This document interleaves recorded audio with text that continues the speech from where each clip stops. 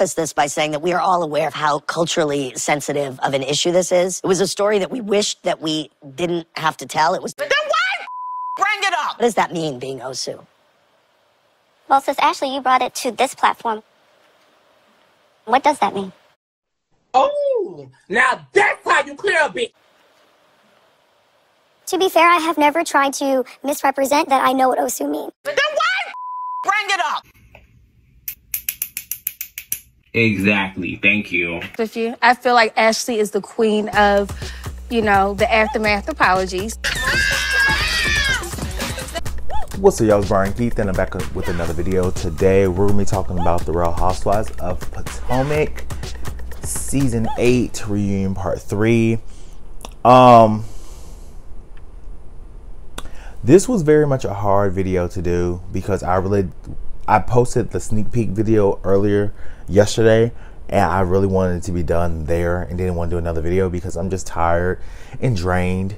Because like watching these shows, I don't try to put too much effort into it, just watching it and being that you have your emotions wrapped up into it. I watch this to escape from the world, not to actually, you know. But y'all, like, comment, subscribe. Let's get into this fucking video. Yeah, let me check my shit real quick. Hotter than the fire coming out my flaming lips. You wanna play with me? You can't play in me. On the playground, bitch, you can't play with me. Got it, want it, securing the back. So, like I said, I'm not gonna try to make this too long because, like I was just triggered throughout the whole thing, and I felt bad for Candace. And I'm not gonna reiterate what we talked about the other day because, like, I did a whole video on the whole Candace situation. I started a business, and it being on TMZ for there to be a brawl is disturbing. Yeah. Girl, shut the fuck up. And she walked up to me. And she walked up to me. And said, you have something that you want to say to me. I said, no. Come get this vermin out of my face. No, but you can't do that. Mind your fucking business, bitch! I'm not expecting you all to fight for me. Okay? So I'm on my own. I think that they treated Candace horrible. And now we found out that, you know, Candace is expecting. She is pregnant. So congratulations to Candace. Thank God you have left this show during this time because you need to protect your mental and your physical and your baby, right? So congratulations to her and Chris. Shout out to them. Love them down. However, I feel like this has led to why Candace didn't go so hard as we know she can do, because with the time frame, it seemed like she was pregnant, or she knew she was pregnant during filming, and she couldn't do too much. I maybe took a sort of different approach at this reunion at the request of the network to try and be less vitriolic and more in a space and a spirit of moving forward. And, you know, you saw some of that, I think. We jump into where it left off with Gordon, and he basically let us know that he is fucking bipolar. Or bipolar 1. I ain't trying to misquote. I have been diagnosed with a mental illness. Bipolar 1. Wow. And, you know, Mia starts crying. Just, yeah, please, he might be bipolar. He goes through this diatribe about, you know, why he reacts the certain way, you know, how it's, how he treated Mia, how he had to admit himself to the hospital, how Mia was there for him, this, that, and the third, all these things. Great. I can respect him for opening up to bring that to this platform, because we're going to talk about things people can, one, misquote, misuse, not try to understand, see a different perspective, take your words out of your context. So for him to bring that up to this platform, shout out to him to have you know the courage to do that. My dad, he doesn't really remind me of Gordon, but my dad expresses himself very passionately, which is the reason why I cut off access to myself. I'm not going to be disrespected, nor will I'm going to disrespect you. And if you felt disrespected, I will give you the space to be able to communicate that, which it should be reciprocated. And that was a problem. Where, you know, you have parents and whatever. I'm not trying to get into this long diatribe, but you have parents where you feel like you can tell me, especially when we're grown, right?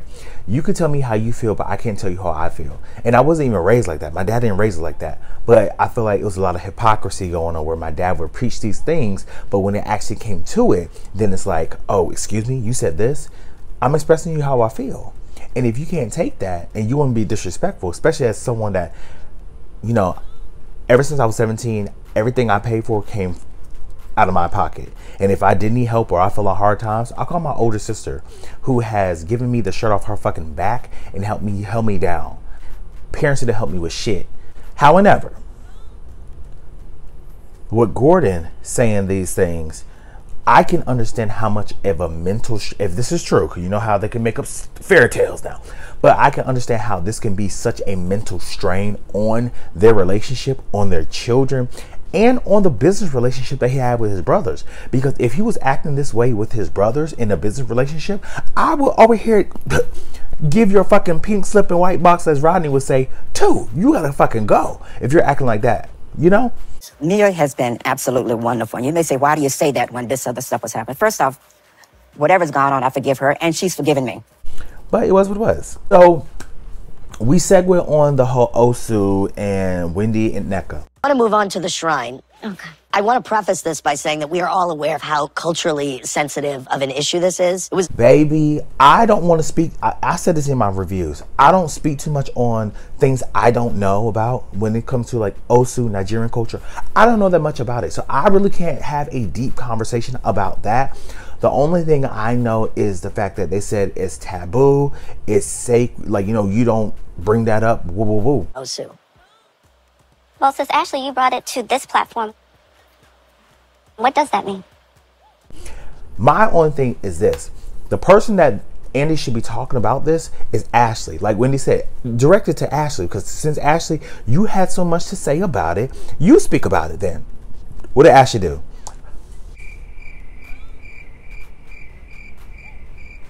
Stuck on fucking stupid. If you don't have a rebuttal to explain it, you should never brought it up in the fucking first place. You brought it up not only to NECA, but you also brought it up to the other ladies, and then you also brought it up to the confessionals, to the producers. So you brought the storyline to the producers, which I feel like it was fucked up, because it's not your place to bring up someone else's cultural differences that you don't even understand the weight of. Everyone said that I know what it is, and I told you I didn't quite understand the severity of it as well. What was your intention in bringing it up? Thank you. And why not bring it up to Wendy? Right? So then we get on, you know, the whole NECA and Wendy situation where, you know, I do feel like, and I'll give NECA this, I do feel like Wendy is a stone wall when it comes to NECA, and she's not budging.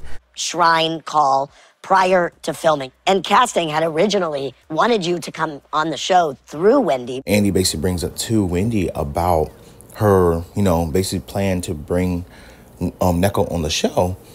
And I just wish that Wendy would have kept it a buck and just like, look, the reason why I didn't bring her on the show is because I don't fuck with her. I don't, you know, things happen. It was what it was. I don't want to bring her on the show, which is valid. If, I mean, y'all not friends, Wendy had the right, and Wendy did not bring her on the show. NECA, Wendy just don't fuck with you, period. And I do feel like NECA really tried to do the housewife thing, conflict resolution. But unfortunately, I do feel like at this moment, Wendy just don't fuck with you. And I do feel like Wendy's mom probably did cuss her out and call her everything but a child of God. However, we haven't heard no audio. I'm hearing stuff from side people. Wendy saying one thing. I feel like both of them lying, to be honest. But it's just irritating, because it's just like, this lasted the whole season when it should have only lasted probably, I'm going to give you 2 sit downs. Right. So NECA basically says that, you know, she feels like Wendy's trying to ice her out the group. I find it funny. She's like, Wendy's trying to ice me out this group. She's trying to ice me out of this. My whole thing is, how can Wendy ice you out of a group that she's damn near about to get iced out herself? Like, that's what I'm trying to figure out. Who is Wendy cool with? Candace and Karen. Who does Wendy not like or not cool with?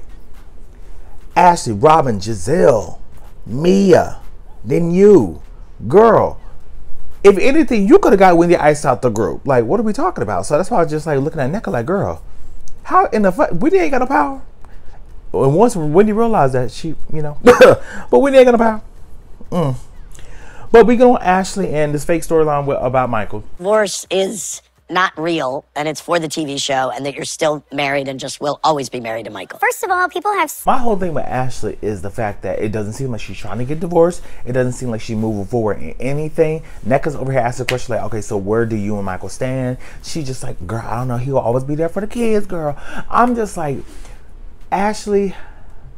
Because, you know, when we announced the divorce, Ashley like, you know, get that money, got that money back. And couldn't find out the prenup, she didn't read it.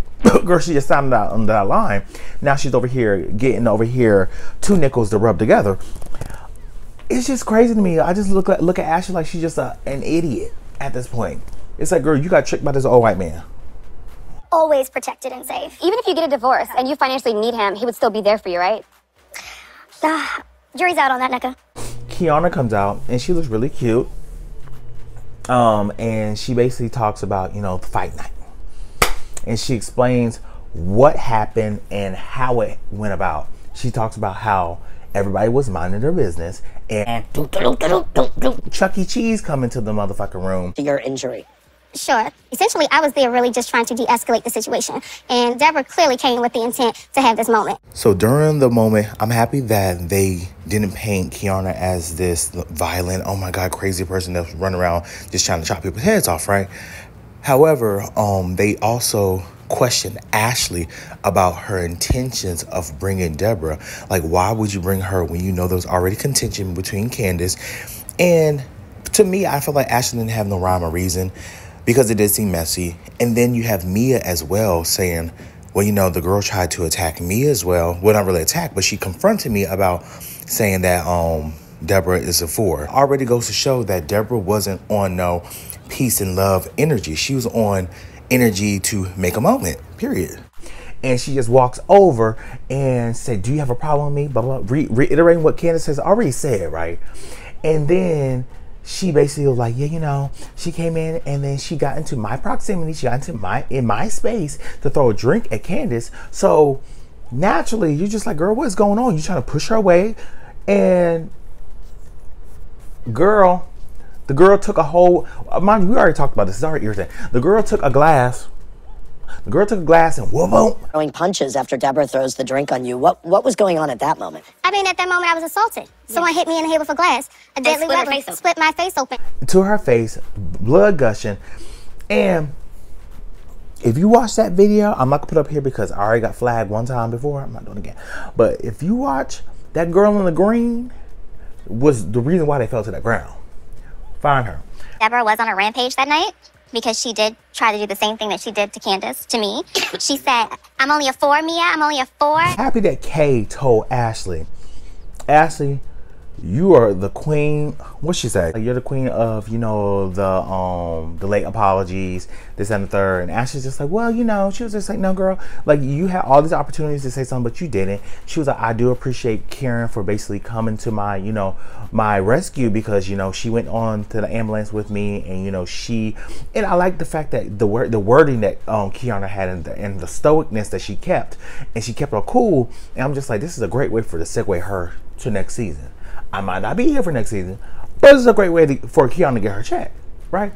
So you then hear Mia, because, you know, Candace is explaining what happened, right? When I was referring to her as the help and yes, whatever else I said, she's vermin, she's Oscar McGrouch, all of which I meant. And had I said, yeah, bitch, you're a 4, she probably would have threw the drink in my face. So Mia, after Candace has explained what happened, Mia's just like, what? At the end of the day, you don't entertain those people, because in the seat that you're sitting, you have more to lose. I'm like, Mia, go to hell. Because you talk about someone have more to lose. You jeopardize not only your reputation and you lost your job. But you jeopardize your reputation, but you also jeopardizes Wendy's reputation. Last year, when you threw a drink in her face. So for you to even sit up here and try to preach to anybody else about jeopardizing anything, girl, you couldn't control yourself either. And mind you, I'm not going to sit up here and act like I'm holier than thou, like somebody's over here talking to my face, like I'm going to over here just be over here cool and calm, but we're gonna go have a back and forth. Now I'm a grown-ass adult with a job that I'm not gonna just bop somebody upside their skull. But there's a level of control that that's one should have. And my whole thing with this fight situation is, someone puts their hands on you, you have the right to defend yourself, right? There's laws, literally self-defense laws, that say you have the right to defend yourself, depending on the state, because sometimes you might go to jail. But you have to realize that in this fight situation, Candace, I don't agree with Candace picking up the bottle, because I already knew what it was going to look like. But Candace picked up the bottle, for me, this is my perception of it. Candace picked up the bottle to show Deborah, don't come over here. Put two and two together. She picked up the bottle. She said, don't come over here. Don't come over here. Don't mess with me.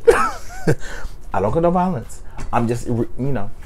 So my whole thing is that whatever they're trying to say and try to make it seem like beforehand, like I said, they're trying to make Candace seem like it was her fault, and Candace is already saying it's not her fault. It's against me. I am not attributing that horrendous incident to you. Your words could instigated it and made it more explosive. No, Giselle's over here basically talk about how, you know, Candace is wrong, Candace is this, Candace is that, and like I said, I'm not about to rehash it because the shit just sounds so fucking crazy. It's like this whole time on this show, Giselle hasn't apologized. She hasn't owned shit. And then we get to the end of the season, the final scene, and Andy was like, do any of y'all want to mend fences? Nneka tried to mend with Wendy, but like I said, Wendy don't give a fuck about Nneka. Which is, what have I done to you? I met with you, said, you know what, we can coexist, we can move forward. And then you have Ashley basically saying that she apologized for certain things, but girl, Robin didn't apologize for shit. But she and Candace tried to come to, you know, some middle ground. Candace tell Robin that, you know, the ball's in your court. And also with Giselle. Giselle still is sitting up here in our faces like nothing has happened. Like she is the victim. Like somebody did something to her. That's it. She won't even acknowledge. Oh my God. I think the two of you need Jesus himself. I have him. He is right here. Giselle. Giselle Bryan, stand up. Because I can't for the life of me understand why you can't have a human moment. You might be kicked off the show. The show that you created, you might not be on the show. So whatever, Giselle, I'm over her. I'm really over the show, y'all. I'm really gonna have to figure out next year if I'm actually want to watch this show. I might not. I can't sit here and lie to y'all, be like, oh, I'm not gonna watch the show. I don't know. I really don't know, honestly. But it's triggering and it's just a lot, right? But y'all go down in the comments, let me know what you guys think about this fucked up season. And again, like, comment, subscribe, and I'll see you guys in the next video. Peace. The Duke, yes, the of Potomac. Wow, are you kidding? Oh, yes! Is your wig squeezing your brain too tight, heifer? Brian Keith, LG, Black Butte. Bet you didn't know we the Holy Trinity. Now let a guy stop a jolly, break your ear here. Step into the room and get up in the bed. It tastes sweet, that's cause I'm good. It tastes sour cause I'm better than the hood. Cause I get you hyper when I'm running all around, cause I excite ya. Let me talk real quick. You can't even get with the shit. You wanna go toe to toe with my flow? This American all